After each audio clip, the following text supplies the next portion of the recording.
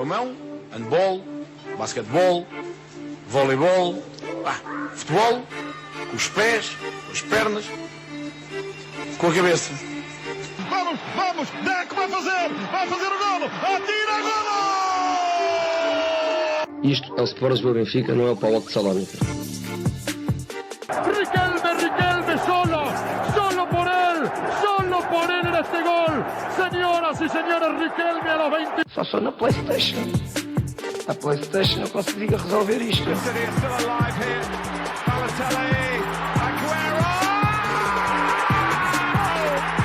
There's been a red card, but for who, Chris Kamara? I don't know, Jeff, has it?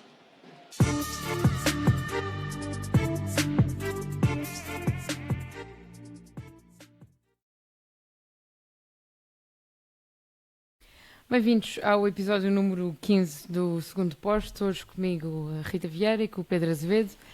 O Pedro Guarda está em modos de trabalho e o Maia está doente e o Samit ainda vai aparecendo de vez em quando, portanto vamos tentando convencê-lo a vir aqui mais vezes e também contamos com o vosso trabalho para isso.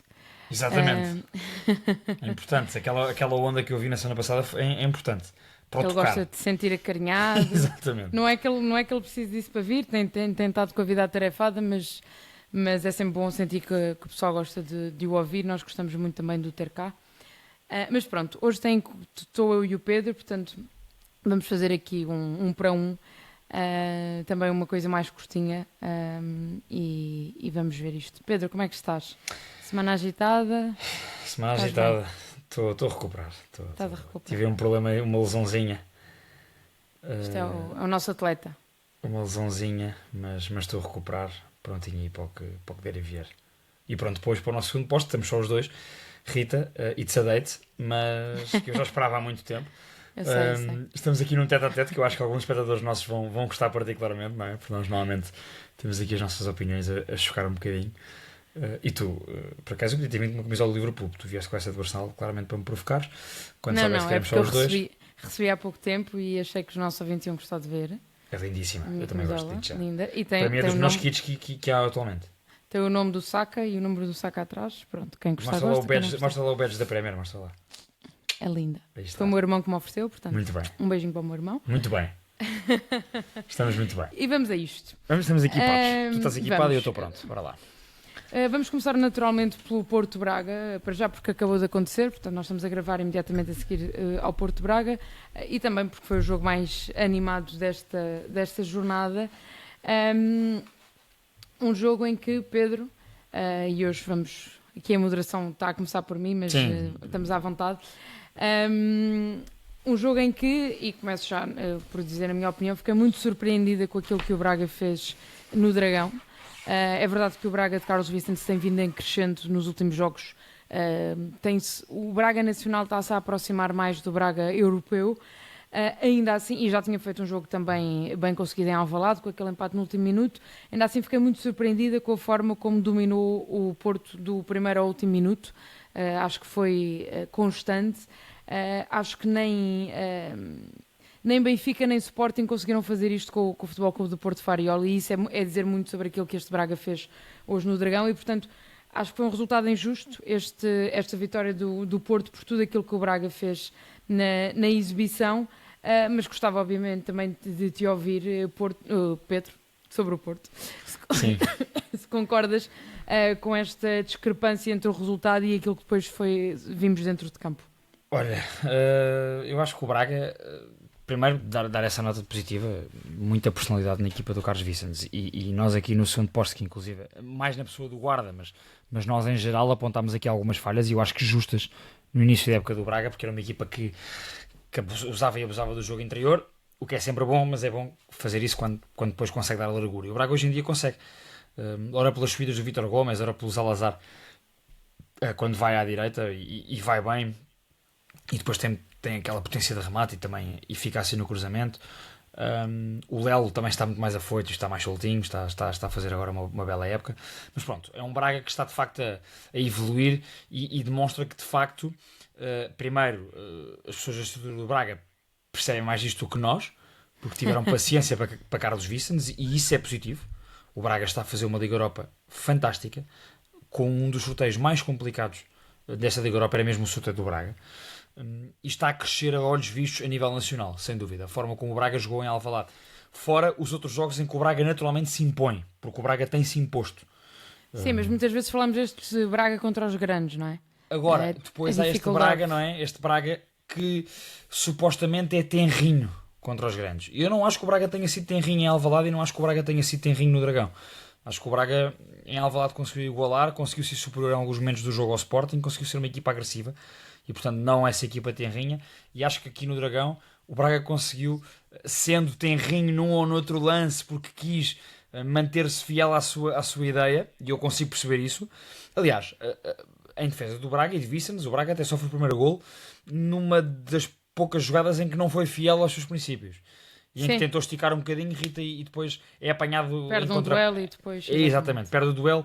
E sabemos que, e agora passo para o Porto, essa é, na minha opinião, a grande vertente do jogo do Porto Farioli. O Porto Farioli, em Moreira de Cónegos e noutros jogos, demonstrou-nos que, minha opinião pelo menos, portanto, demonstrou-me a mim, que é uma equipa que não é assim tão forte em organização ofensiva.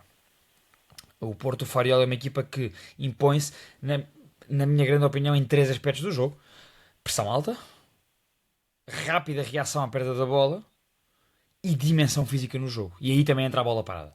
Mas na dimensão física do jogo em geral, consegues agregar aqui a questão da pressão alta, a questão da rápida reação à perda da bola, os duelos, que o Porto ganha muito duelo e é uma equipa de facto muito agressiva, no bom sentido, neste caso, no duelo, na dividida. E na bola parada, o Porto cria perigo na bola parada. Qualquer livre lateral do Foco do Porto, qualquer canto que os azuis e brancos tenham, é de facto perigo para a área adversária. E isso advém muito da dimensão física, naturalmente, do trabalho tático que é feito, e os esquemas táticos, as bolas paradas, requerem trabalho tático, mas dessa dimensão física do Porto. O primeiro gol nasce disso, depois há uma choriçada, naturalmente, o remate do Samu, que bate no Mora, que engana o Ornisek, mas o Porto ganha essa bola, ganha esse duelo. A questão é que o Braga estava a tirar o Porto desse jogo de duelos. O Braga estava a pôr o Porto ao cheiro da bola. Até esse erro, até esse quebrar da matriz de jogo por parte do Braga, Rita, parece-me que o Braga, muito bem, estava a ter bola com paciência, a não ir à maluca, a pisar e a jogar atrás, a chamar o Porto, a rolar de um lado ao outro, a ter a largura, mas também a apostar no jogo interior. Aliás, muitas vezes a ir dentro para depois abrir espaço fora. E, portanto... Sim. Diz, chuva. Não, ia dizer que vi o Braga a fazer jogos, um jogo em termos de troca de bola entre linhas, essa questão da largura. A chamar o Porto. O Porto é que não ia. Repara que o Porto, a partir de certa altura, não vai. Ficou. Claro. E foi na altura em que, a partir dos 60 minutos, que eu comecei a pensar que o Farioli estava mais contente com o empate do que com a possibilidade de perder. Fez-te pensar bem no clássico do sim, Benfica. Sim, e na realidade um ponto é um ponto, não é? E portanto o Porto acaba a defender uma linha de 5, e isso é o melhor elogio que se pode fazer ao Braga de Carlos Vicens, é que consegue colocar o Porto em sentido, volto a dizer, como acho que nem o Sporting nem o Benfica conseguiram este ano. Os 2 golos surgem, o primeiro já descreveste muito bem, e o segundo surge numa falha defensiva do Braga, em que deixa um pouco a autoestrada aberta, mas no momento em que o Braga estava completamente a sufocar o Porto, e esteve ali 7, 8 minutos que o Porto não conseguia sair da sua área. O Braga abafou, sim. E portanto isso diz muito daquilo que o Braga conseguiu fazer neste jogo. E depois tem entradas, este Braga, que tu conseguires pôr um João Moutinho aos 60 minutos, com a maturidade que tem para este tipo de jogos, com o discernimento que tem no passe, acrescenta um nível de qualidade acima da média, não é? E é um luxo, obviamente, conseguir tirar um coelho da cartola desta forma.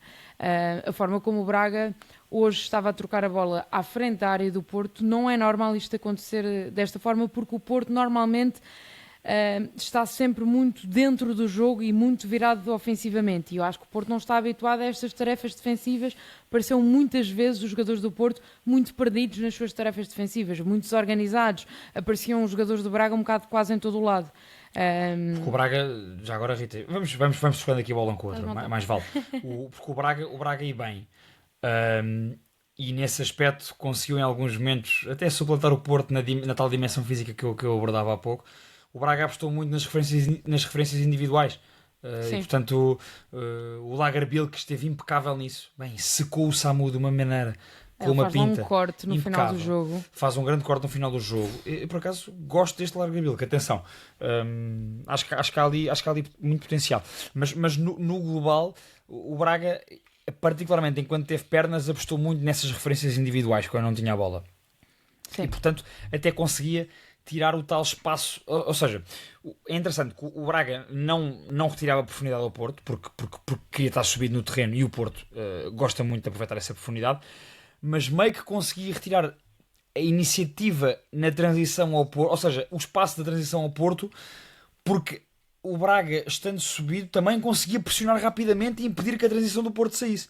Sim. E portanto não retirou profundidade, mas retirou, neste caso, o espaço em que o Porto gosta de lançar a bola, à exceção de um ou outro lance, e um desses foi o segundo golo. Portanto, vamos lá ao segundo golo.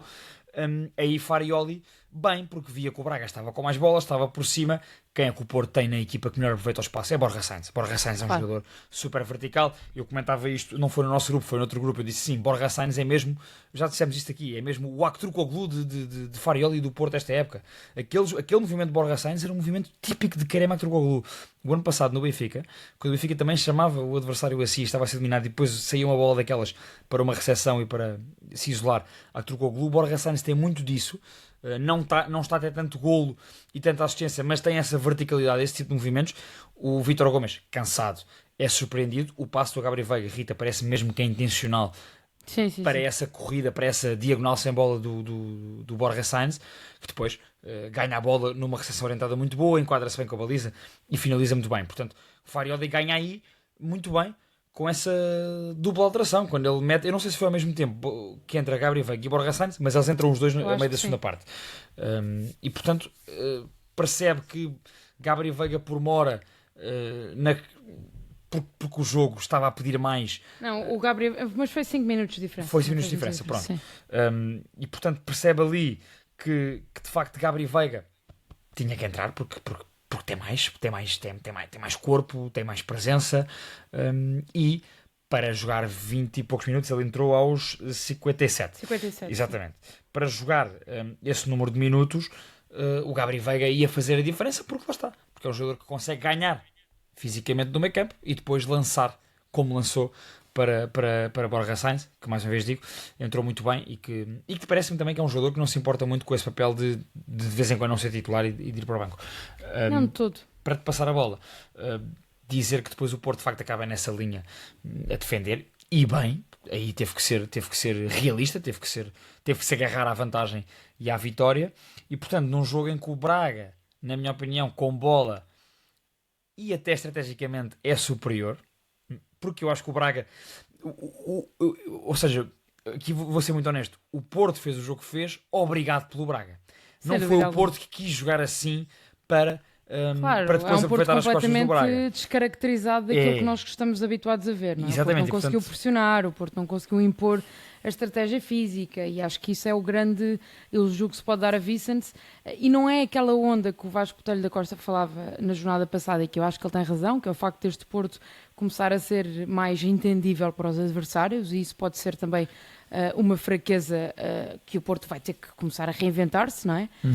Mas acho que não foi isso que aconteceu hoje. Concordo. O Braga simplesmente dominou o jogo e anulou os pontos e não foi só anular os pontos do Porto, lá está, anulou e impôs por cima deles. O que as equipas têm feito, os treinadores têm feito, e o Vasco Botelho da Costa abordou isso bem foi na flash da semana passada, é de facto tem anulado os pontos fortes do Porto com bola. O que o Braga fez foi expor a nu os pontos fracos do Porto sem bola e impedir o Porto sequer de ter esse controle do jogo. O Braga acaba o jogo com quase 70% de posse de bola, atenção. Sim, com mais um canto, com mais remates.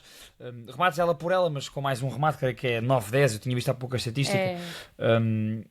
Ou seja, concordo contigo, Rita, nesse aspecto, e isto é um grande mérito de Vicens, e temos que dar aqui o Porto e Farioli levam a vitória para casa, sem dúvida, e quanto a isso, trigo limpo, farinha a par, e importante para o Porto, porque nestes duelos, repara, ganham em Alvalade, empatou com o Benfica e venceu o Braga. Portanto, em 9 pontos nestes 3 jogos. Sim, já jogou com o Moreirense, já jogou com o Gil, já foi fora esses 2 jogos. Exatamente.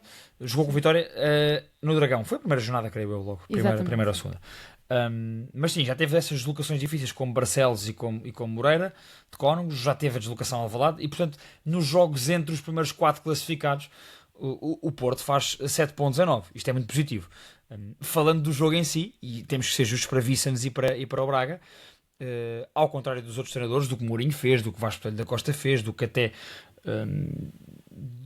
eu ia dizer do que Xandais, mas por acaso o Forest até foi superior ao Porto, mas ao contrário do que cá na Liga se tem feito desde o Clássico, o Braga quis monopolizar o Porto, quis ter a bola, quis controlar o jogo e quis mandar no jogo, e conseguiu, e portanto por isso é que eu digo que o Porto... Mas achas que o resultado foi justo ou não? Não. Acho que não. Acho que manifestamente não. Acho que a haver um vencedor era o Braga, mas percebias o empate, sim. eu percebi o empate e vou dizer porquê. Porque o Braga não tem assim tanto perigo. Sim. O Braga domina o jogo, controla o jogo, mas em termos se formos a ver o perigo pelo perigo, é ela por ela, entre o Futebol Clube do Porto e o Sporting Clube Braga.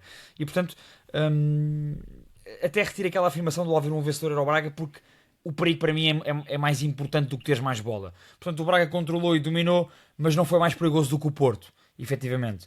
E portanto eu vou pelo empate. Sim, a haver um resultado, o justo, aqui o justo é, para quem só nos for ouvir, não estiver a ver os meus gestos neste momento, o justo aqui é muito relativo, porque falamos aqui de quem foi melhor, de quem controlou mais o jogo, de quem levou o jogo para onde queria mais. E aí foi o Braga e foi Vicens que se superiorizaram. Em termos de perigo efetivo, foi ela por ela e portanto o empate. E há aqui uma questão em relação ao gol do Braga, que é assistência, é cruzamento ou é Olha, remate? eu não consigo descortinar, digo-te já. Eu acho que houve logo afirmações de que tinha sido uma assistência. Eu não consigo perceber. A assistência foi de certeza, mas Não, a assistência foi sim. foi Mas intencional, não é? o Salazar, o Salazar normalmente gosta de encher o pé para rematar a baliza. Repara, que o lance é trabalhado, obviamente, os posicionamentos dos jogadores. Aquele isso eu acho. bloqueio cá ali. Agora, é porque a bola vai com muita força. Sim. Normalmente- Eu sou capaz de achar que aquilo era para ser à baliza. Eu também acho que sim. Que Só que bateu às mal vezes há e aqueles correu bem. matos que tu estás tão de lado que acertas na bola com a parte mais de dentro e ela vai para o lado em vez de ir para a frente, para a baliza. Neste caso era na diagonal da baliza. Portanto, olha, eu tenho dúvidas, se eu tivesse que apostar entre ser intencional ou não a assistência para o segundo poste, diria que não. Para o segundo Diria que a intenção era rematar a Eu baliza. estava a ver se ele tinha falado, mas não falou. Não falou. Não. Mas pronto, isto dá-nos foi um bom jogo de campeonato. Às vezes fala-se dessas questões. Foi aberto, lá está, porque o Braga ajudou exatamente. para isso, exatamente. E agora vêm aí jogos europeus, tanto para o Porto como para o Braga. Estávamos a falar há pouco deste Braga europeu que está a voar, não é? Tem praticamente o apuramento. É preciso, aconteceu uma hecatombe, sim. Sim, o Braga teria o europeu, o apuramento está praticamente garantido. Aqui a questão é se consegue o top 8 ou não. Isso então era formidável. Eu nunca achei, Rita, vou ser honesto, quando vi o sorteio, quando o sorteio saiu, eu até achei que o Braga teria dificuldades, muito honestamente, pelo que via do início da época e pelo sorteio em si, que seria até complicado de ficar na primeira metade dos lugares de acesso ao play-off. Nunca pensei em top 8. O que é certo é que neste momento, eu estava aqui a abrir para confirmar, Joga é com o Braga, Genk. é o Midtjylland e é o Lyon, não é? São as únicas Exatamente. 3 equipas que têm 9 pontos. 9 pontos. Joga com o Genk em casa, portanto, se tudo acontecer da forma como tem acontecido do Braga na Europa, é um resultado para ser bem positivo. O Porto tem essa deslocação ao Trek que, se olharmos para o Livros, não é uma deslocação complicada. O Porto ou seja, a derrota em Inglaterra não comprometeu as aspirações do Porto, mas obviamente que é melhor sempre ter um registro mais limpinho. Sem dúvida alguma, mas também acho que é jogo para o Porto ganhar facilmente. Eu tenho poucas dúvidas que o Porto se apure e que se apure no top 8, diretamente para os Achas? oitavos de final. Sim. Então os dois, Ao contrário do Braga, o Porto teve um calendário mais facilitado, na minha opinião, e o Porto é uma equipa superior, naturalmente. E, portanto, apesar da derrota em Nottingham, parece-me que o Porto irá ao top 8. O Braga gostava que o Braga mantivesse a toada que está a ter nesta Liga Europa. Portanto, olha, diria que os dois apuram-se em top 8 nesta fase de Liga da Liga Europa. Era muito importante que assim conseguissem, porque inclusive para a gestão da época, Rita, para aquela fase muito complicada, que normalmente vai desde a Final Four da Taça da Liga até ao final, até à pausa de seleções de março. Aquilo é um calendário apertadíssimo, naquela janeiro, fevereiro e aquele início de março é apertadíssimo. Para Futebol Clube do Porto e para Braga era fundamental ter menos ali aquela eliminatória que cai ali a meio de fevereiro, que é do play-off, e portanto era fundamental. E o Porto já pediu para adiar esse jogo da Taça da Liga, portanto o Porto não jogou esta semana a Taça da Liga com o Vitória, acho que é em dezembro, não é? 4 de dezembro, se não estou exatamente, é o dia antes do Benfica Sporting. E portanto, sim, seria importantíssimo para o Porto nesta altura. Eu estou um bocadinho curiosa com o crescimento da equipa do Porto nos próximos jogos. Acho que ficou completamente provado, e se dúvidas houvesse, que vai ser muito difícil tirar pontos ao Porto. Acho que é mesmo muito difícil. Sim. Mesmo em jogos destes que parece que está tudo encaminhado, e acho que qualquer pessoa que estivesse a ver o jogo achava que o Braga estava mais perto do golo do que propriamente o Porto, não é? Só que a questão é que o Porto este ano tem mais solidez defensiva e que Vitória e Benares é que de facto dão essa solidez, e é uma equipa que mesmo quando não é melhor é ultra competitiva, sabe perfeitamente o que faz no campo, mesmo quando não está a ser melhor. Sim, portanto eu concordo, eu vou por esse caminho, acho que vai ser muito complicado. Aliás, até digo mais, é muito difícil o Porto perder muitos pontos este campeonato. Sim. Sem ser, sem ser nos duelos diretos. Até porque Fariola tem esta característica que eu acho humilde e que já o fez, por exemplo, no clássico com o Benfica, e que hoje voltou a fazer, que é quando é preciso descer e recuar para segurar o resultado, não tem problemas nenhuns em fazê-lo, não é? E isso faz com que eu possa fazer isso com o Braga ou com o Benfica, ou se for preciso fazer com o Tondela, também vai fazer. Portanto, é um treinador que não acho que seja resultadista, ou seja, não trabalha só para o resultado, é um treinador que impõe uma personalidade na equipa, e toda a gente consegue ver isso bem vincado neste Porto, mas tem humildade suficiente no jogo para recuar se for preciso, para travar o jogo, para ser um bocadinho mais conservador nas abordagens, e isso garante obviamente sempre uma proteção maior à equipa, não é? Porque o risco é sempre menor. E na maioria destes jogos da Liga Portuguesa, uma equipa que consiga impor-se fisicamente nas divididas, nos duelos, segundas bolas e na bola parada, como o Porto consegue fazer em praticamente todos os jogos, ganha um ascendente brutal em jogos em que não esteja a coisa a correr tão bem, em que o Porto não esteja a conseguir dominar ou que não esteja a conseguir encontrar caminhos muito diretos para a baliza adversária, em organização ofensiva. De facto é uma equipa que está ultra preparada, é ultra competitiva, e portanto, daí eu dizer que volta ao jogo de hoje para pegar em exemplo. O Porto hoje é controlado, não tendo bola, portanto, sendo o Braga a fazer isso, mas nunca viste a equipa do Porto a perceber-se que o jogo estava entregue ao adversário. E naturalmente que não, porque está a jogar em casa e porque é o Porto e porque é o Dragão. Vi mais este Porto no jogo com o Moreirense, e até com o Nottingham, mas com o Moreirense houve ali algum descontrole emocional com a questão do Samu. Isso foi no Nottingham ou foi no Moreirense? Já estou... O Samu vai marcar cantos, eu acho que foi agora no Moreirense. Foram dois jogos em que houve algum descontrole emocional, portanto consigo perceber. Atenção, que Moreirense... hoje há ali momentos, até ao intervalo, em que eu queria apontar isso, o próprio Fariola e o banco do Porto quase a acompanharem o fiscal de linha pela linha, a correrem atrás do homem, e uma gritaria constante. Eu não gosto de ver isso, seja de qualquer do banco que for, e não gosto de ver isso de Fariola porque é um treinador que aprecio e que temos aqui elogiado, mas pronto, temos de dar essa nota. Mas sente-se algum nervosismo, mas parece-me que é normal. Sabes porquê? Porque é uma equipa que internamente está invicta, e parece que não, mas quando os jogadores trabalham sobre vitórias, ganham esse elan para ganhar jogos mais complicados, mas também ficam mais nervosos quando não estão a ganhar um jogo. Claro. E portanto consigo perceber esse nervosismo que de facto se viu nos últimos jogos, mas vamos ver. Mas é um Porto que, volto a dizer, muito dificilmente perderá muitos pontos, fora os duelos diretos contra as equipas que lutam pelo título.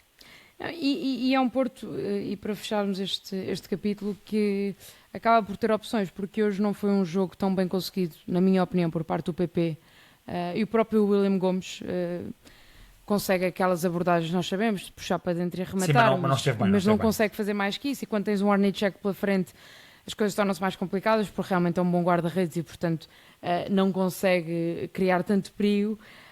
Mas depois, lá está, falavas, entrou o Gabriel Veiga, entrou muito bem, entrou o Borja Sainz, entra muito bem, e portanto, não sendo jogadores com o mesmo perfil, há opções até para o 11 inicial. Se Farioli agora quiser fazer descansar o PP uns jogos, ou o William Gomes voltar ao banco e reformular a equipa, está tudo bem e não se perde qualidade por aqui. Tirando a questão do ponta de lança, que eu isso continuo a achar que o Denis Gul não pode ser opção sequer, para titular neste caso, acho que o Porto está muito bem servido.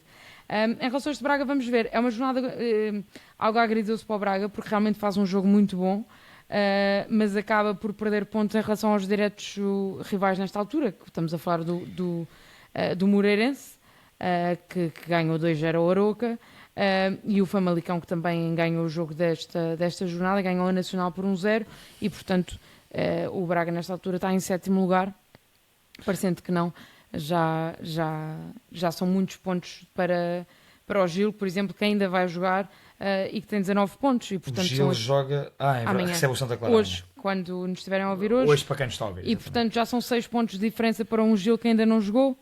Podem passar a 9, não é? Sim, foi aquele início de época terrível do Braga, mas parece-me, Rita, com o andamento que esta equipa está a ganhar, é uma questão de tempo até o Braga ultrapassar Moreirense, Famalicão e Gil, na minha opinião. O Gil, mais taco a taco, porque o Gil, vamos ver amanhã, agora estou a dizer isto, e o Gil hoje, segunda-feira, perto do Santa Clara. Mas o Gil, quer o Gil, quer o Famalicão, parecem-me neste momento mais estáveis do que o Moreirense, nesse aspecto de me perspectivarem que vão ganhar durante mais tempo. Sim. Mas acho que é uma questão de tempo até o Braga ultrapassar estes todos, honestamente. Vamos então ao Benfica, ao Vitória Benfica, por questão de proximidade também, temporal, e porque era também um dos grandes jogos que se esperava para esta jornada. Uma vitória do Benfica por 3-0, golos todos marcados na primeira parte. Podemos começar já a olhar para o Benfica que jogou contra 10 durante algum tempo. Já lá vamos a isso e já podemos ir também às declarações do Luís Pinto e à do Mourinho, mas olhando para o 11 do Benfica, Pedro, acho que não é surpreendente. Eu tinha avançado com uma possibilidade de 11 no jornal da TSF, era mais ou menos isto que se... Qual era a alteração, diz lá? Não, era foi este 11 que eu dei, porque eu acho que a entrada do Tomás Araújo parecia muito óbvia, tendo em conta a utilização do António no jogo anterior. E é o melhor 11 do Benfica atualmente, parece-me. E o Prestiani... em perspectiva, em termos de complementaridade e do que está a resultar, diria que este é o 11 ao dia de hoje, de Mourinho, na cabeça de Mourinho. Exatamente, e tinha feito descansar o Rios, portanto seria natural estas alterações. Portanto, não te surpreendeu nenhuma destas mudanças, o facto de António estar a começar a descer ao banco, a entrada de Prestiani para 11, nada disto te surpreendeu? Olha, a única surpresa, não é uma surpresa, mas que revela aqui a intenção de José Mourinho para este jogo e conseguimos perceber o porquê de ele estar tão irritado com a primeira parte. O Mourinho estava passado dos carretos no final da primeira parte, até antes de ir na sua habitual ida mais cedo para o balneário. Via-se que estava mesmo agastado com o jogo que estava a ver. A minha única dúvida era mesmo no centro da defesa, entre o Tomás Araújo e António. E aqui percebemos que a abordagem que o Mourinho queria era precisamente a abordagem que a equipa deu no início da segunda parte. O Mourinho queria claramente o Benfica em cima do Vitória e queria claramente ser o Benfica a mandar com a bola no jogo e empurrar o Vitória o máximo para trás possível. O Benfica não fez isso na primeira parte, não conseguiu fazer, e o Mourinho fala na conferência de imprensa do mérito do Vitória, claro que há, mas também houve muita desconcentração, houve muito... não é relaxo, mas esta equipa do Benfica é uma equipa que liga e desliga o botão muito facilmente. Como nós já falámos aqui, é uma equipa que vai muito nas emoções do jogo. Se corre bem, vai para cima, se corre mal, desbaratina e a coisa complica-se. E portanto, a minha dúvida era entre o Tomás e António, porque o António é um jogador mais para o combate, e os melhores jogos de António Silva para o Benfica são jogos divididos.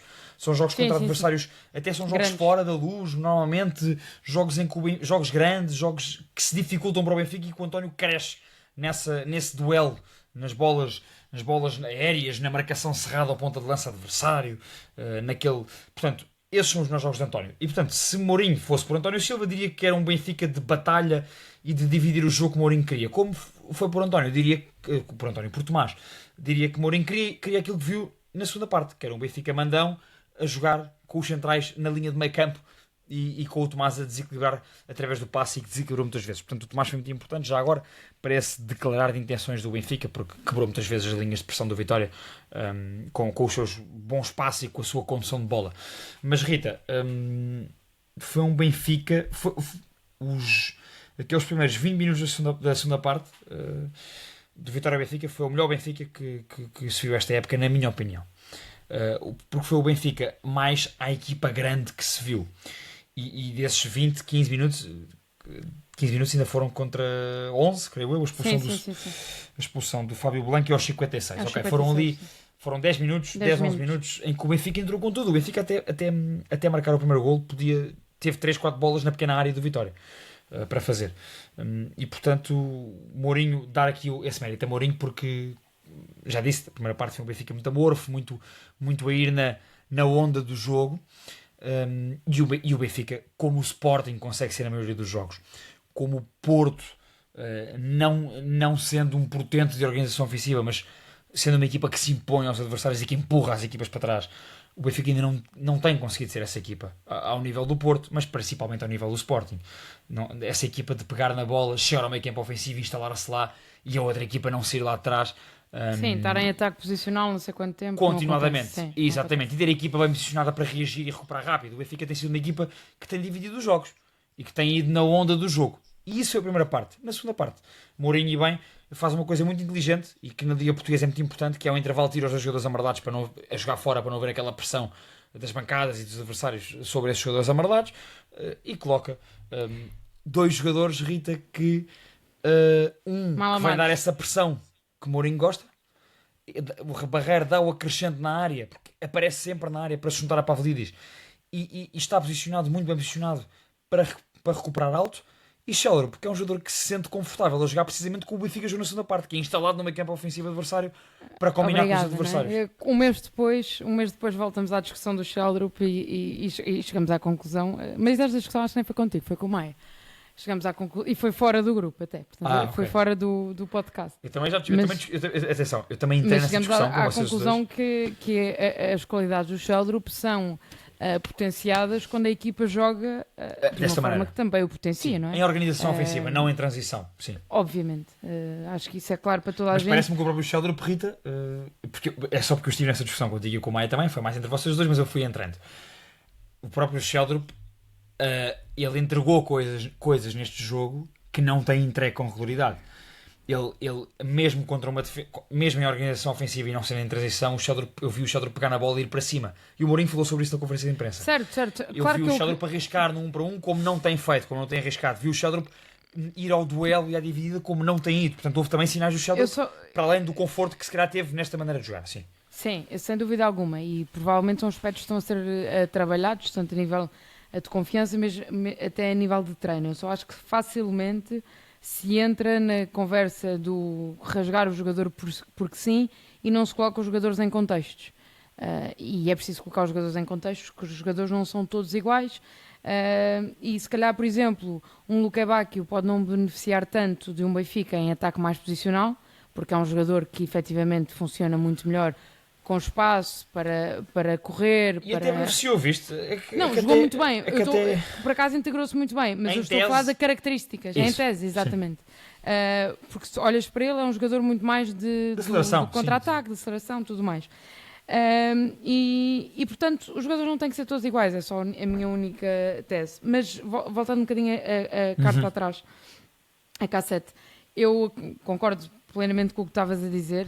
Acho que o Vitória da primeira parte também é um Vitória muito mais, e para não ficarmos só no Benfica, mas acho que é um Vitória também muito mais competente, muito mais organizado naquilo que estava a fazer. Dificultou muito a vida ao Benfica na primeira parte, porque lá está, conseguiu, não criando muitas oportunidades de gol, porque não foi isso que o Vitória acabou por fazer, mas conseguiu ir anulando os aspectos que o Benfica estava a tentar potenciar. E depois as substituições são na MUS. Quando eu vi que o Sheldrup iria entrar, eu achei que iria o Prestiani ir para o meio, que é uma coisa que eu estou muito... Estás muito curiosa de Estou muito curiosa para ver. Invasão do teu estúdio. Sim, qualquer coisa. Vem aqui já um adepto bater-me, pai. Não, mas é uma coisa que eu estou muito curiosa para ver. É no dia em que o Jorge Jesus. Ai, meu Deus. José Mourinho colocar o Prestiani a 10, ou a 10. Atrás do ponta de lança. Entre aspas, não é? Vamos com calma. Mas atrás do ponta de lança e colocar o Sheldrup na extrema esquerda. Acho que já jogaram assim, mas eu acho que são jogadores que podem beneficiar disso. E acho que também tem que se falar da questão do rendimento do Sudakov, que tem estado um bocadinho oscilante. Não tem sido o jogador mais que pegou logo de destaca, como se calhar se esperava que acontecesse. E não estou a crucificá-lo, acho que os jogadores precisam de tempo de integração, mas acho que não tem sido o jogador mais decisivo e era aquilo que se esperava, até porque se criou uma grande expectativa do criador e do criativo para o Benfica. Que faltava, não é? sim. E que faltava, e que também não tem sido Sudakov na maior parte dos jogos. Já fez jogos bons, Sim, sem dúvida. Em Guimarães não foi o caso disso. E tem feito assistências, em Guimarães desapareceu muito. Tem estado muito, sabes, pensava nisto durante o jogo. Ele, em termos de posicionamento, e não sei se é dele, se é de Mourinho, ele tem estado... Eu gosto dele no centro-esquerda, mas ele dentro desse centro-esquerda tem estado muito mais para a esquerda do que para o centro. Caído muito para a... sim. E portanto parece-me que sai um bocadinho fora do jogo. E portanto se calhar não está tão em jogo como nós gostaríamos de ver num jogo com as características do Sudakov. Sem dúvida alguma. Mas acho que, acima de tudo, há outro jogador que há a destacar, obviamente, é o Enzo. Acho que é um jogador que está muito mais maduro, tem vindo a crescer muito na Liga Portuguesa, nesta adaptação à Liga Portuguesa, às regras da Liga Portuguesa. Esta questão dos cartões amarelos até lhe foi perguntado na Flash, e acho que é uma pergunta bastante interessante, que é essa questão dele, desde que foi suspenso, não voltou a ver cartão amarelo. Quando falamos das questões da Liga Portuguesa, falamos das faltinhas. Das faltinhas.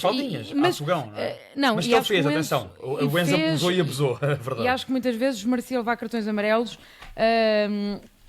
e acho que está a refriar isso e está a melhorar o seu jogo, sem dúvida alguma.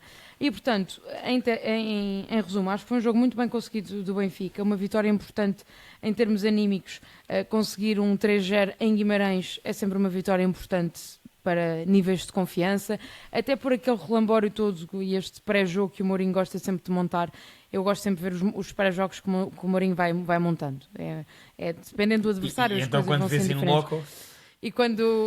Sim, mas quando ele fala da ida a Guimarães, ele quis mesmo fazer disto um jogo grande, toda a gente sabe, mas é importante também os treinadores passarem essa consciência, e ele fez isso mesmo. Em relação à Vitória e em relação aqui a Luís Pinto, já duas coisas muito rapidamente. Acho que ele tem razão. O Sudakov deveria ter sido... É o Sudakov, não é? Que faz a decisão. Deveria ter sido expulso, sem dúvida alguma. Acho que ela depois expulsão. Acho que há muito... Estes pisões têm passado um bocado nos pingos da chuva às vezes, porque os árbitros às vezes não tomam decisão, depois não sei se ficam à espera que o VAR diga alguma coisa e as coisas não funcionam assim. Mas... Estes pisões, Rita, são dos lances nos últimos largos anos em Portugal em que menos critério igual tem existido. Sim.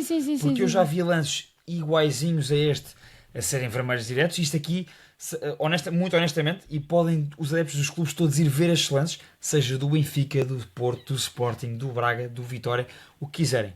Eu, nos últimos 5, 6 anos, tranquilamente consigo ir buscar-vos lances de todos estes clubes em que uns marcam iguais ou semelhantes, de pisão frontal daquela forma. Não estou a falar de pisão no Aquiles por trás. Aquele pisão frontal entre o pé e a canela. Em que o pé chega mais tarde e pega... Isso. Eu já vi. Eu diria que 1/3 desses lances foram expulsão, 2/3 não foram, ou metade, o que quiserem. Mas para todos os clubes isto tem acontecido. E, portanto, não tem havido critério nenhum. Nós aqui não falamos de arbitragem, mas este é um... Não, e aqui é só porque acho que é mesmo de caras e devia ter sido expulso. Acho depois, e já que estamos aqui nos cartões vermelhos, acho que a expulsão do Fábio Blanco, eu acho que é pela intenção e pela agressividade com que ele põe no lance, não é pela consequência. Exato, e não é pela consequência em si, mas o Luís Pinto não pode dizer que que só arrastou o calção, o que é que ele disse, porque isso é estar a clarear um movimento que não aconteceu. E até escredibiliza a opinião dele, não é? Exatamente, e nós não falamos aqui de arbitragem, e eu nem sequer venho falar de arbitragem, eu venho falar das declarações de Luís Pinto, que eu acho que, e disse-vos isto logo no grupo, acho que ele pode ter razão em relação ao cartão vermelho, e tem. Claro que o Benfica a jogar contra 10 ou com 10, a história poderia ter sido diferente, Mas tendo em conta o futebol que o Vitória tem apresentado, e não foi só o futebol que apresentou frente ao Benfica, o futebol que o Vitória tem apresentado regularmente, tirando o jogo com o Braga, que foi um jogo que conseguiu equilibrar um bocadinho mais as contas, mas o jogo não foi bem jogado, o Braga não teve bem na Vitória. Portanto, Foi aquele jogo, olha, de duelos e não foi um jogo assim. Foi um não houve ninho. superioridades. Sim, não teve graça nenhuma. É um Vitória muito, muito, muito, muito, muito aquém. E, portanto, eu não gosto... acho que o Luís Pinto podia ter feito uma referência à arbitragem, não precisava de vir culpar a arbitragem por aquilo que aconteceu em campo. Porque acho que não, porque a entrada, por exemplo, desde que o Benfica tem para a segunda parte, e aí ainda estava a jogar contra o 11, é uma entrada de imposição à qual o Vitória não conseguiu ter uma resposta. E, portanto... e a resposta do Mourinho nesse sentido é muito engraçada, porque mete-o no lugar sem ser deselegante. Porque também o Mourinho não beneficia nada de entrar nesses bate-bocas, nem desse... Claramente, sim. Já não tem idade para isso, ou não tem mood para isso, se calhar daqui a uns tempos, quando tiver tudo a correr mal, entra por aí. Mas acho que ir buscar a arbitragem para o Luís Pinto nesta fase é fácil. E tem que haver outro tipo de reflexão, porque o Vitória que nós vemos este ano e que está em 11º lugar no campeonato não é o Vitória que nós conhecemos, não é o Vitória que nós gostamos de ver, e portanto ir para a arbitragem é o caminho mais fácil. Era o que eu tinha a dizer. Sim, deixem-me só acrescentar que naturalmente... Que eu acho que é um belíssimo treinador, atenção, fez um grande trabalho com o Tondela o ano passado. Devia ter ficado no Tondela, porque estaria mais confortável, não ia ter a pressão que tem no Vitória, claro. Ainda por cima, quando é uma pressão desmedida, porque o Vitória não tem plantel para as aspirações que as pessoas acham que o Vitória tem. O Vitória, devido às dificuldades financeiras que tem ultrapassado, tem vendido tudo, não é tudo que mexe, mas tem vendido a grande qualidade que tem tido no plantel, tem vendido. E o Luís Pinto apanha... Rita, como é que foi a frase? O Maia... Ele não nos vai deixar mentir. Ele disse no grupo que o Luís Pinto saiu do Tondela para o Vitória para ter um plantel à Tondela no Vitória. Uma coisa assim. E isso é claro que é um exagero, mas no fundo é muito isso, que é o Luís Pinto salta do Tondela para o Vitória. Claro que o Vitória é um clube apetecível, é um clube grande, tem a sua dimensão, tem a sua massa adepta, e é um clube que tem o seu peso, naturalmente. E, portanto, claro que estás no Tondela e queres ir para o Vitória. Mas é preciso, se calhar, um bocadinho ler a sala. E ler o momento da carreira. O Luís Pinto é muito jovem. Tinha acabado de subir. Tinha créditos em Tondela, tranquilamente. Em Guimarães não tem esses créditos. Em Guimarães a pressão é muito grande. Ainda para mais, quando a pressão é, como eu disse há pouco, desmedida para o talento e para a qualidade que o Vitória tem no plantel. E, portanto, parece-me que tudo isto está a pôr o Luís Pinto nervosíssimo, e esta comunicação bélica dele, volto a dizer, podia ter falado de arbitragem como tu disseste, mas não meter o foco a 100% nisso, esta comunicação nervosa que o Luís Pinto tem tido. Disparatar já para disparatada. Eu acho que não se vai ficar por aqui, por este jogo contra o Benfica. Acho que isto vai verificar mais vezes daqui para a frente. Sim, para a semana joga com o Tondela, e portanto vamos... Prova dos 9. Porque o calendário, ou seja, o calendário vai passando, e o Vitória vai ficando para trás nesta luta europeia. E portanto parece-me que o Luís Pinto vai ainda acusar mais pressão e vai desbaratinar-se mais e vai deixar-se lá por este nervosismo. Não auguro nada de bom. Eu acho que o Luís Pinto mais tarde ou mais cedo não manda o teu candeeiro abaixo. Acho que o Luís Pinto mais tarde ou mais cedo vai abaixo no Vitória. Acho que vai abaixo no Vitória. Eu achava que seria já mais cedo. Já dissemos isto há 2 meses, já dissemos isto há 1 mês. Em cada pausa de seleções falamos sobre isto. Olha, parece que vai o João Pereira primeiro no caso. João Pereira primeiro, não é? Mas eu acho que o Luís Pinto está demasiado na corda bamba para se manter a época toda. Vamos ver. Vamos ver também, e esta semana depois o Benfica joga com o Leverkusen na quarta-feira. Falando nisso, dar o sinal. Mourinho nisso é magistral, porque a forma como ele galvaniza o benfiquismo para esse jogo importantíssimo na Liga dos Campeões, elogiando quem esteve presente no jogo contra o Tondela e os 2000 que ele falou de Guimarães, dizendo que se isto foi assim contra o Tondela e aqui em Guimarães, imaginem na quarta-feira, nem quero imaginar, vai pegar fogo, sim. Vão estar mais de 60 mil. A forma como tu, Rita, quer para fora, quer para dentro, ele meteu um foco a 100% no jogo de Guimarães, usando a expressão típica de, eu já não estou cá há 20 anos, mas eu conheço muito bem, em Guimarães ninguém ganha fácil. Sim, sim. Os pré-jogos são muito bem preparados. Os pré-jogos são muito bem preparados, e ele começou a preparar o jogo de quarta-feira na conferência de imprensa pós Vitória Benfica. Sem dúvida alguma. Portanto, e é um jogo importantíssimo, e vamos ver. Mourinho tem... Claro, se o Benfica não ganhar o Bar da Leverkusen, na minha opinião, não chega à fase playoff. Sim. E vamos ver. Mourinho tem dado alguns minutos aos mais jovens, com alguma calma. Já conseguiu um gol do João Rega esta semana. Isso também é importante para a extensão do plantel. Para ganhar opções, sim. Exatamente, e portanto vamos ver o que é que traz este Benfica europeu. Tu acreditas que ganha ou não? Acredito que sim. Atenção, é um jogo complicado porque o Bayer Leverkusen, o atual treinador do Bayer Leverkusen é o Hjulmand. Não há... Antigo selecionador de dinamarquês.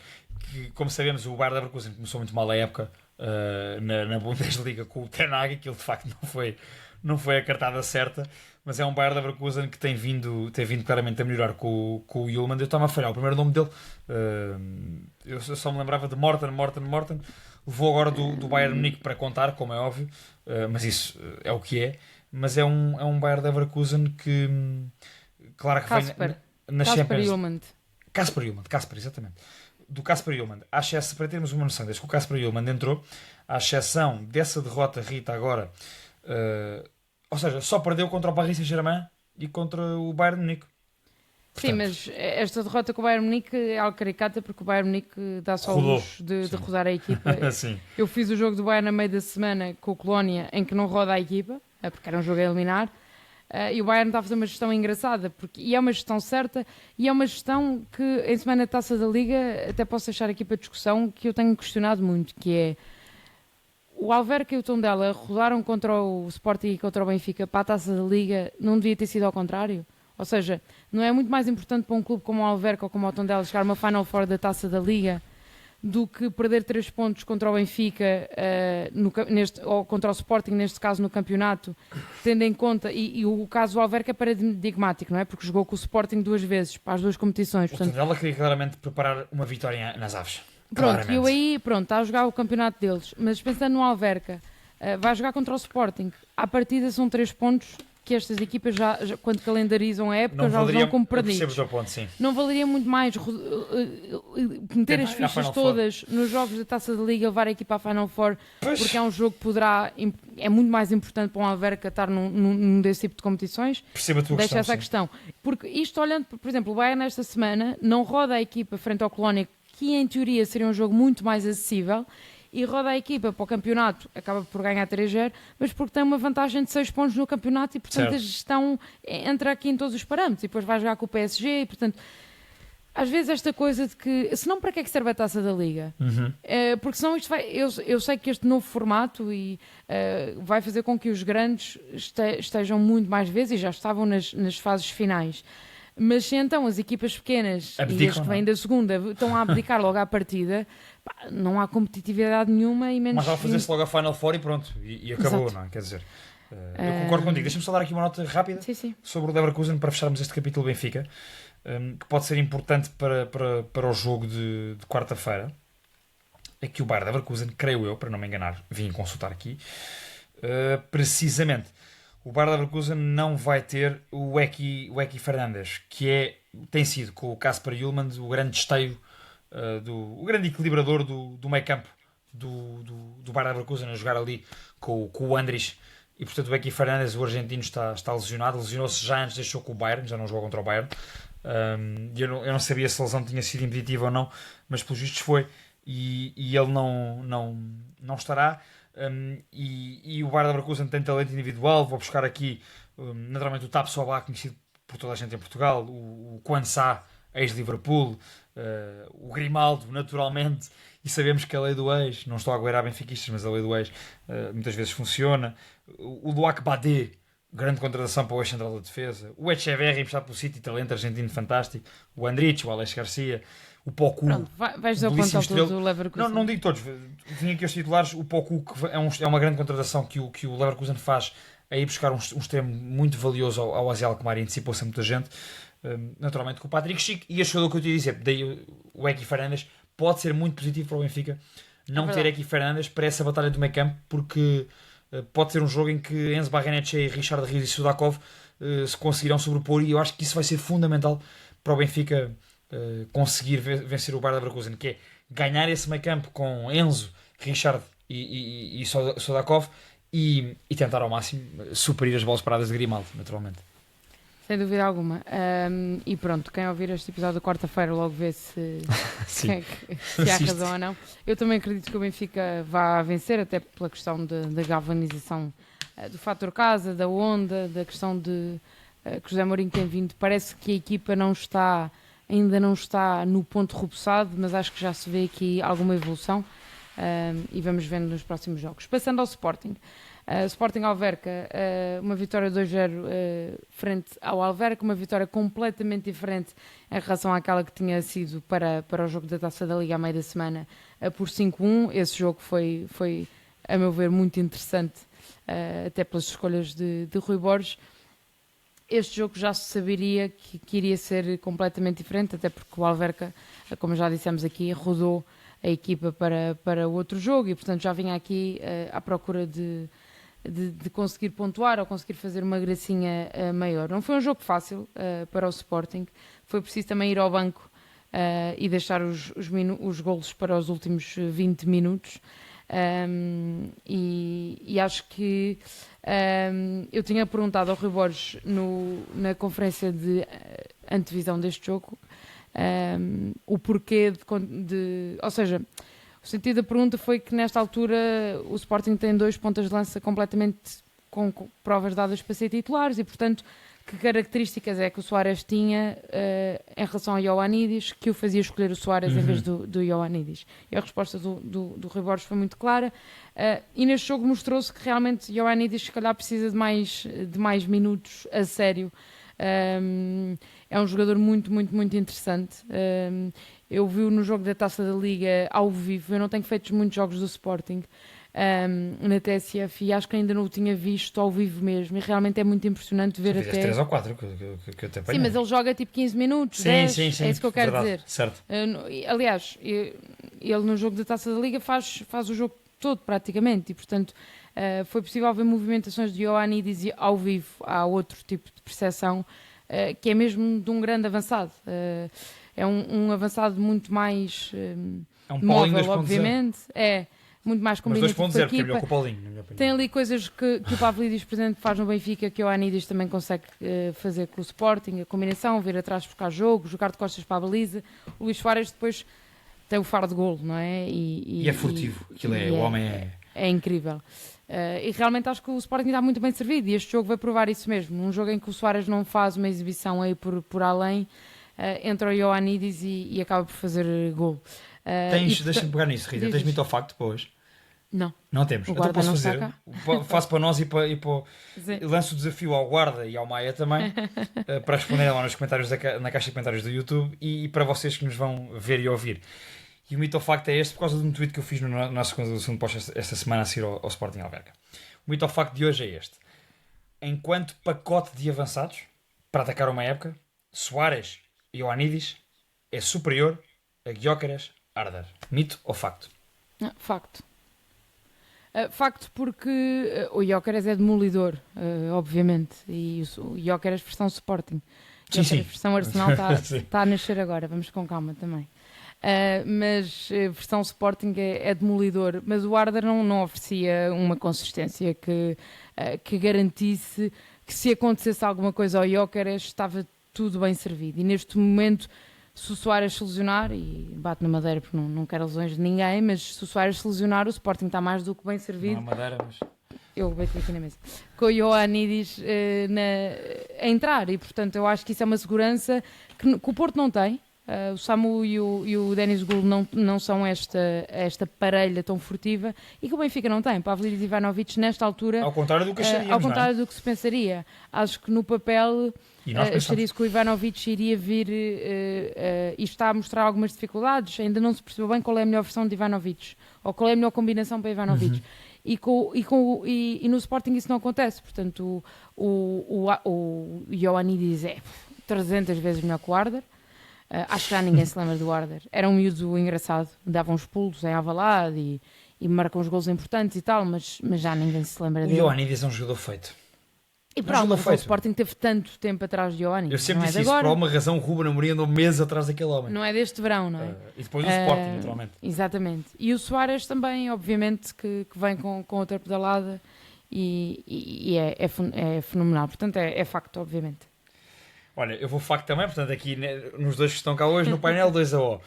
Vou facto também e até me arrisco a dizer que enquanto pacote é superior a Gyökeres Paulinho. Mas isto é uma opinião muito pessoal, nada contra o Paulinho, simplesmente eu acho que o Ioannidis dá ao Sporting, em termos de movimentações, de vir atrás, de qualidade técnica, de jogo entre linhas, consegue dar o mesmo que Paulinho. Epá, e acho melhor jogador no global. Acho que no global é melhor jogador, é melhor ponta de lança. Sim, mas a combinação Gyökeres-Paulinho Sim, era o Gyökeres muito... é verdade. É porque o Paulinho, quando falas do Arder, é um downgrade grande em relação ao o Arder Gyökeres. sem dúvida. Em relação ao Gyökeres Mas o e Arder, sem dúvida. Paulinho... Deixa-se a discussão. O Fica Paulinho assim. completava também quando o Gyökeres não estava, o Paulinho correspondia muito bem. Completava, sem dúvida. Completava-o também muito bem. Estes dois são duas opções que qualquer um pode ser titular do Sporting. E até eles podem jogar em conjunto. E até ainda estou para ver quando é que aliás. o Rui Borges vai fazer isso. Parece-me, Rita, e portanto já respondi, que é facto, parece-me, Rita, que em jogos que estejam mais amarrados para o Sporting, o Sporting pode perfeitamente jogar, colocar ou Katamo ou Kenda a fazer aquela posição de que agora, eu ia dizer Frejada, mas agora o rapaz lesionou-se, coitado, portanto vai a Nidis, sim. Pode um desses dois recuar, Trincão abrir mais na linha à frente deles e Ioannidis jogar... Ou com os médios, não é? Ou jogar descer o pote. Ou descer o pote e jogar o Ioannidis no lugar do pote. Ou seja, dando o corredor mais a alguém, expondo mais o Maxi Araújo, o que quiserem. E Ioannidis pode jogar, na minha opinião, quer como 9, quer ao lado de Soares, quer atrás de Soares. Perfeitamente. Portanto, eu acho que é uma opção que ainda vai ser explorada. Também acho que sim. Particularmente nestes jogos que estejam mais amarrados para o Sporting. Mas pronto, basicamente é isso. É a melhor equipa das três a desmontar organizações defensivas adversárias. Eles jogam em conjunto. Sim. São ali 10, 15 minutos que jogam os dois em conjunto. Já contra o Marselha, que o Marselha estava com linhas muito baixas, também joga o Ioannidis entra para jogar ao lado de Soares e resultou na perfeição. Sem dúvida alguma. Precisava aqui desta gasolina. Não, o ponto aqui é mesmo esse, é que há aqui, para além da dupla de avançados, para além de Trincão, de Pote, que eu não concordo nada com os ataques que Pote tem sofrido e com a suposta má forma, porque, meus amigos, a influência do Pote no jogo do Sporting é abismal. Do que Kenda e Katamo dão, do suplente Alisson quando entra, que é sempre um perigo à solta. O Sporting tem aqui muito tema, do Maxi Araújo, que é um comboio na esquerda, e que o Sporting tem muita matéria para individualmente e coletivamente, e aqui eu vou colocar a tónica no coletivamente, conseguir abrir as defesas adversárias. E é a equipa dos três que melhor o faz. Não há questão. Sem dúvida alguma. E é uma equipa que tu estás a ver o jogo e sabes que inevitavelmente vai acontecer gol. Não Exatamente. Há forma de não... Sabes que mais tarde ou mais cedo o Sporting vai marcar. Sempre. Este jogo com o Alverca, lá está, eu estava a dizer que não foi um jogo muito bem conseguido até os 60 e tal minutos, porque efetivamente não houve gol, mas o Sporting nunca esteve fora do jogo, nunca esteve em perigo. Está sempre confortável. O Sporting não forçou muito, Rita, até esse momento, até a meio da segunda parte do Sporting não forçou efetivamente, não encostou completamente às cordas do Alverca, não abafou o Alverca, mas nas jogadas em que conseguia ligar, criava perigo, chegava com perigo à baliza do André Gomes, não forçando muito. Sim. Depois, o André Gomes forçou, faz uma série de boas defesas. Faz, sem dúvida. E há uma série de cortes, portanto é isso, é de facto um Sporting que encontra muito mais soluções através do individual, mas que coletivamente está muito melhor para... É a equipa das três que tem mais jogadores que juntos se coadunam para abrir as defesas adversárias, para jogar em organização ofensiva, no meio campo. O engraçado é que tu olhas para o banco do Sporting nesta altura, e nós falamos muito de extensão do plantel e bancos, e tirando, para mim, na minha opinião, o Alisson, para aquilo que eu vou dizer, mas também já aconteceu, são todos jogadores titulares. Ioannidis, Kenda, Ioannidis, Morita, João Virgínia, que já foi titular, Eduardo Quaresma, Mateus Reis, Kokoraschvili. Ok, o Alisson e o Kokoraschvili, se quiseres, são os jogadores que eu acho que estão um bocadinho um nível abaixo dos restantes. Veio supostamente como titular. Mas veio para ser titular. E, portanto, são jogadores, todos eles já os vimos como titulares, todos eles já corresponderam como titulares. E, portanto, isto é uma liberdade. Se juntares isto aos miúdos que o Rui Borges meteu a jogar na terça-feira e que entraram e deram garantias. Ora, o Blopa gostaria de sonho, não é? Com os 2 golos. E ele Aquele pode fazer miúdo, o corredor direito todo. O Flávio Gonçalves, pá, perfeito. Ou seja, se tu acrescentares esta extensão de plantel, realmente não há. Quer dizer, É o melhor plantel dos três. Eu já ando a dizer isto desde o início. É verdade. e portanto torna as coisas, para o Rui Borges, obviamente, muito mais confortáveis de trabalhar, muito mais interessantes de trabalhar. E torna esta sensação de quase ser inevitável que o Sporting vá acabar por ser campeão. por ganhar jogos e marcar golos, basicamente. Eu acrescento por ser campeão. Acho mesmo, continuo a dizer isto, sim. continuo a dizer que é para mim a equipa mais bem preparada enquanto equipa para ser campeã nacional. E portanto, parece-me que este Sporting, o Benfica tem um longo caminho pela frente, o Futebol do Porto está a fazer o seu caminho e muito bem. O Sporting, enquanto equipa, é a equipa que tem mais, na minha opinião, mais condições de ganhar a maioria dos jogos e de se impor perante a maioria dos adversários. Diria assim. Vamos ver aqui a questão, e que para mim continua a ser a questão, é este Sporting europeu. Que versão é que vai haver? Opa, até Apesar agora, de o Rita, Sporting os dois temos jogos em casa visto, ganhou os dois, não é? Quer dizer, sem dúvida alguma. O jogo em Nápoles também não dá mais luta porque o Rui Borges não quis. e era justo empatar esse jogo, digo já. Era Sim. justo o empate.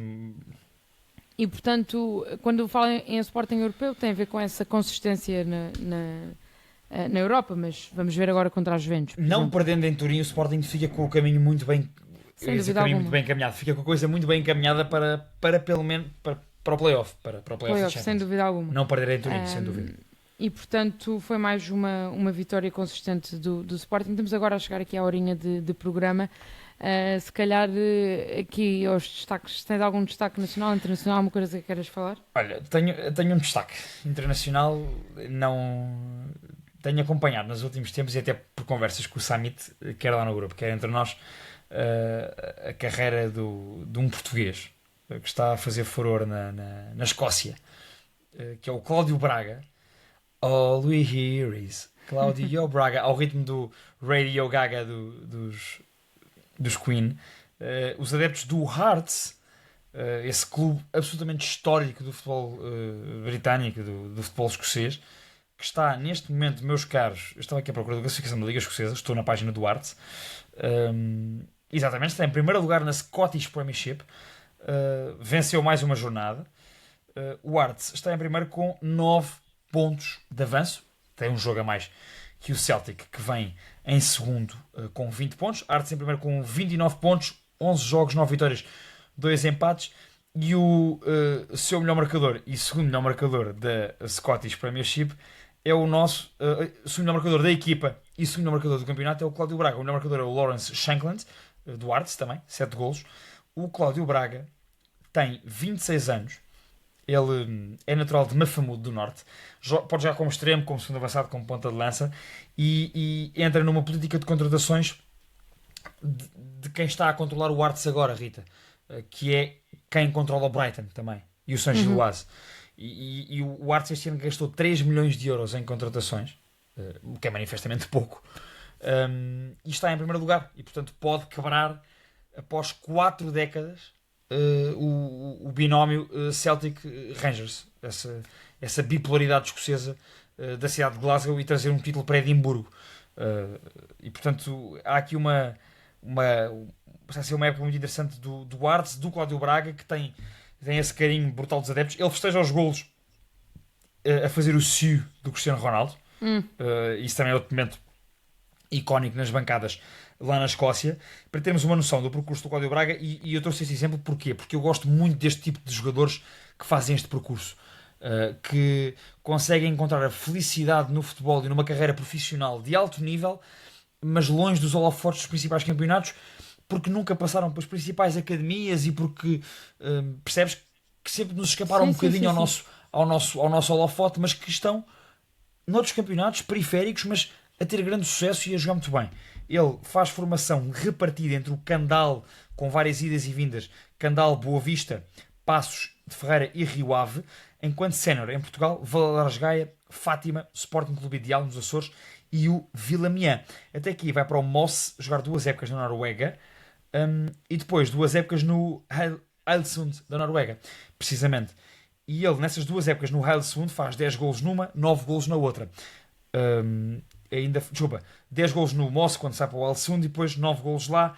Entretanto, neste início da época na Noruega, no início do verão, quando é contratado para o Hearts, porque a época da Noruega não é como na nossa, não é? É anual, sim. É ano civil, por causa do inverno rigoroso. Ele já ia com 4 golos, 2 assistências em 9 jogos, até que o Arts o vai buscar. E portanto leva 9 golos e uma assistência neste início de época. O Cláudio Braga joga meia baixa, bota preta, eu gosto disso. Marca muito golos, está a decidir jogos para o Arts e é uma história bonita, com um cântico brutal. Era muito bonito que o Arts conseguisse quebrar essa bipolaridade de Glasgow, do Rangers e do Celtic, e que fosse campeão, e que já agora tivesse um português em grande plano de destaque, como está a ser o Cláudio Braga. Portanto, vai daqui um abraço para o Cláudio Braga, pela carreira que está a fazer, porque este tipo de jogadores que fazem este tipo de carreiras são aqueles jogadores que, quando chega aquela passagem do futebol de formação para o profissional, não desistem, acreditam e que vão ser bons profissionais e, portanto, gosto muito desse tipo de carreira. Estou a puxar pelo Cláudio Braga e pelo Hearts nesta Liga Escocesa, e vamos ver o que é que acontece daqui para a frente neste Hearts. Era o meu destaque. Muito bem, acho que sim, belo destaque, bela história, e acompanhem. Os meus 2 destaques são rápidos. Um deles, o despedimento de Vítor Pereira do Wolves. Parecia um bocadinho inevitável que isto iria acontecer. Eu elogiei aqui há umas semanas o facto do Wolves ter renovado por 4 anos o contrato com o Vítor Pereira, apesar dos resultados completamente desastrosos. A verdade é que as coisas não melhoraram e, portanto, acaba por ser despedido. É um bocadinho ingrato o despedimento de Vítor Pereira, não só pela relação que ele tinha conseguido estabelecer com os adeptos, com o clube, com a identidade da Premier League. Acho que é um treinador talhado para a Premier League, sem dúvida alguma, mas aqui é um bocadinho à semelhança do nosso Vitória. Teve o plantel completamente arrasado neste verão. Tiraram-lhe os 3 melhores marcadores de golos, tiraram-lhe o capitão, tiraram-lhe um bocado de tudo e, portanto, não reforçaram a equipa ao nível que deveria ter sido reforçada e, portanto, dificilmente alguém faria melhor do que o Vítor Pereira estava a tentar fazer, mas percebo que o desgaste fosse inevitável até para o próprio Vítor Pereira, e, portanto, vejo com pena a saída dele, mas acredito que rapidamente irá entrar aí em algum buraquinho de algum clube inglês que fique vago rapidamente. O outro destaque foi o gol do Gonçalo Ramos na vitória do PSG. Gonçalo Ramos tem esta coisa inacreditável de ser completamente letal, ser completamente decisivo. Até se vocês forem ver a importância dos golos que o Ramos marca, normalmente ou dão empates ou dão vitórias, ou consumam reviravoltas. Este ano já deu títulos, já deu um título a Supertaça Europeia. Exatamente, e é um jogador que passa sempre um bocadinho fora do radar porque não é titular neste PSG, mas não é titular apenas por características que o Luís Henrique pede à equipa e não por falta de qualidade do Gonçalo Ramos. O Gonçalo seria titular em 90% dos grandes clubes europeus. Sem dúvida alguma. Não é titular precisamente porque o Luís Henrique quer a equipa a jogar de outra forma e um avançado um bocadinho mais móvel do que aquilo que o Ramos é. 90 se calhar, pronto. 90 exagerei. Mas em muitos clubes europeus. Em muitos grandes clubes europeus. Comecei a pensar nos outros nomes dos ataques dos outros clubes e exagerei. Mas é esse destaque. E uma sugestão, para terminar mesmo o episódio, vai começar agora, hoje, quando vocês estiverem a ouvir isto, o Mundial Sub-17. Portugal tem uma grande seleção de miúdos. Fomos campeões europeus este ano de Sub-17. A seleção é a mesma porque a geração foi no mesmo ano, portanto a geração que vai é praticamente a mesma.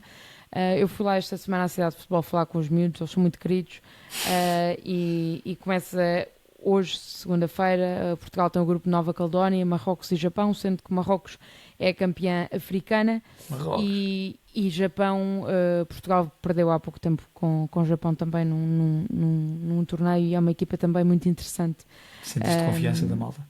Senti-os muito confiantes, são muito queridos, são muito fofos, apeteceu-me ir para o Qatar com eles, são muito queridos, já têm menos de 10 anos que eu, pá, é um escândalo, é um escândalo mesmo, mas pronto, estão motivadíssimos e o jogo desta segunda-feira é muito importante, que é com a Nova Caledónia, que em teoria é o adversário em que toda a gente vai marcar e que interessa marcar muitos, mas acompanha, acho que Portugal pode fazer uma coisa engraçada. Tem lá um miúdo, pá, vou mesmo já calar, mas falei com um miúdo que é o Romário Cunha, guarda-redes do Braga, dos sub-23 do Braga, que tem 17 anos o miúdo, só que joga na Liga Revelação.